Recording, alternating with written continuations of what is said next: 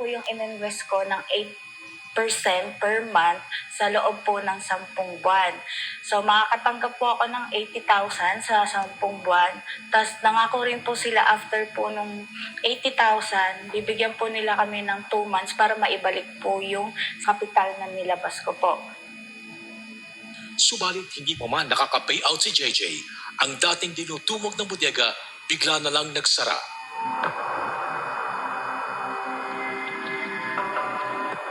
Nag-message po agad ako sa kanya.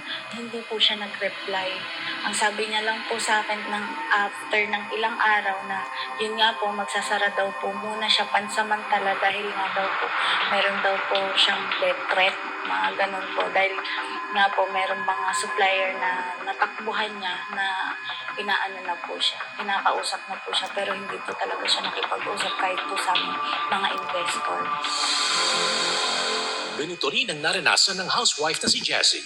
Katulad ni JJ, nag-invest din siya ng mahigit 100,000 piso kay Francesca. Ang perang inaasahan niya sana para sa kanyang mga anak, naglaho na lang ng parang bula sa isang iglap. Hindi ko na po nakuha talaga yung investment na pinasok ko sa kanya. Malaking tulong sana sa pamilya ko at makaipon ako ng malaking halaga para sa pagpapaaral ng mga anak ko. Kaya naisipan ko po talagang sumugal at mag-invest talaga sa kanya. Pero sa kasamaang palad, nalungkot po ako at nagsising-sisi po ako sa ginawa kong pag-i-invest po sa kanya. Ang buyer na si Elaine naman, nabogus matapos bumili ng 2 brand new cellphones online. Ang dumating po, relos lang. Hindi po yun yung mismong order ko. Tapos nag-send po ako sa kanila ng video, bakit ganito po, hindi naman po yung order ko. Hindi na po sila nag-reply, tapos block po nila. So nakakainit po na ulo kasi po ang dami pa pong ibang maloloko. Kaya kailangan po talaga, matigil na po talaga yung pang-discount niya. Sa social media, nadiskubre nila JJ, Jazzy at Elaine na hindi lang pala sila ang mga naging biktima. Hindi lang pala po ako yung na-scam niya. Marami pa po pala kami. Ang investor po na pagkakaalam ko is 47 po kami naloko at more than pa po. Tapos sa supplier po, 3 po ata. Tapos yung mga buyer po, mahigit kumulang 100 na po talaga na pagkakaalam po mga naloko. Kaya naman ang kanilang grupo lumapit na sa bitag para magreklamo.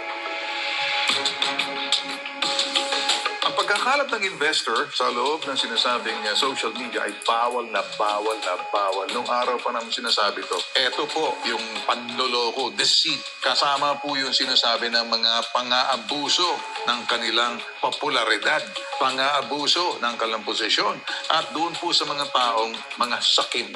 Lalo na yung mga kasapakat nito mga nagbebenta sa social media. Sasampulan kayo.